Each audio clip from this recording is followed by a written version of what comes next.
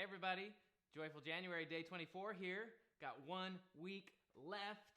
So in our last week, if you've got any questions, if you've got any topics that you want me to address, please let me know.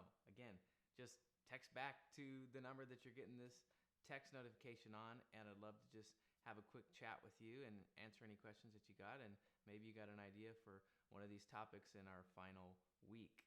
Today I want to talk about something that's been tough for me to find, and maybe tough for you to find too. And that is true rest. Where do you find rest? Where do you find this relief? Where do you find this refreshment in a crazy world? So many of us were burnt out, burning the candle at both ends, on a perpetual treadmill of life, right? This I'll sleep when I'm dead mentality. But we know there's something wrong with this. We know we need rest. We try to get it from other places. We try to get it from escapes or the annual vacation. And you know what? That helps a little bit, right? That once a year or that twice a year. Maybe we're saying, you know what? There's just not enough time. I just need more time to do everything. And clearly that's not the answer, right? God has given us a distinct 24-hour day. He's written that into the fabric of our world. Some of the answer that we're looking for is found in these words of Jesus. Really, this invitation of Jesus that we get in Matthew 11, 28 through 30. And Jesus says, "Come to Hawaii, all you who are weary and burdened, and Hawaii will give you rest." Yeah, that's not what it says. I think that's what many of us, including myself, have believed. But that's not the answer. If Hawaii was the answer, if Bermuda or the Bahamas was the answer, Jesus would have told us that, which is good, because Hawaii or Bermuda or Bahamas is not always available to us. And if our rest was determined by getting to a place or by doing a thing, that would not be attainable for most of us. But Jesus says the answer is something that's always available. And here's what Jesus actually says. He says, "Come to me, all you who are weary and burdened, and I will give you rest. Take my yoke upon you and learn from me, for I am gentle and humble in heart, and you will find rest for your souls. For my yoke is easy and my burden is light." So here in this passage, we're given two things that we're to do. If we want to find rest, the passage gives us two actions. The first is come to Jesus, because that's where rest is found, in the presence and the friendship of Jesus, where you don't have to be anyone that you're not. You can spare all the energy pretending and posing and just enjoy time with Jesus, where you're loved and you're accepted and valued and safe and seen. And so really that's what number one is here. Jesus is saying, come to me. Come to me and enjoy friendship with me, where you can be yourself.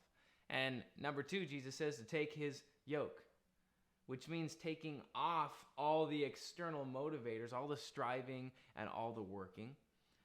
And the truth is, I don't need to prove myself to anyone if I have Jesus' approval, right?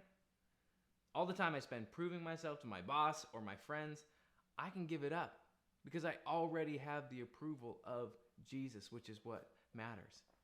I don't need to achieve something to show that I'm valuable, because I'm already eternally valuable to Jesus. Do you realize what a huge time saver that is? It certainly saves a lot of time for me in my schedule. I don't know if it does in yours. But if I don't have to do all those things to show the world that I'm valuable because I already am, that's a big deal. And begin to sense the rest that Jesus is asking us to enter into here.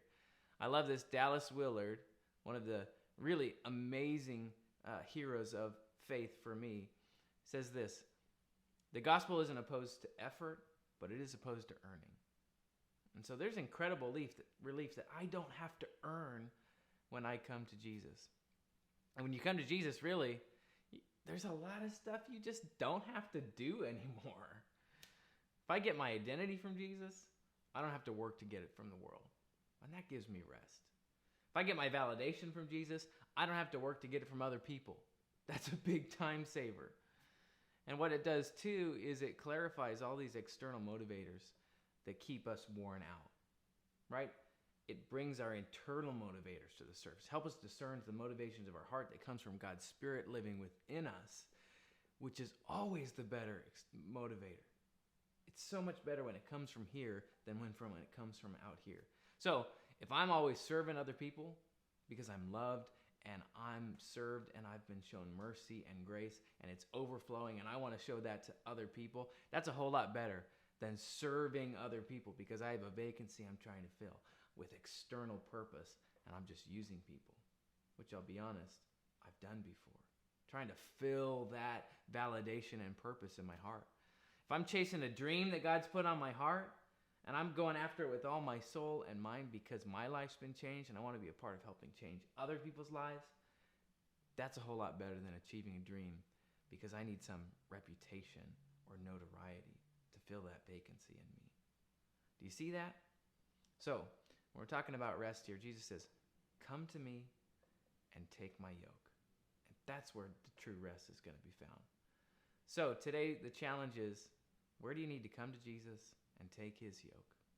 Where do you need to take off all the external stuff that's been driving you, motivating you, and allow the internal motivation to come through Jesus' Spirit? I hope that helps today, and we'll see you back tomorrow for day 25. Bye, everybody.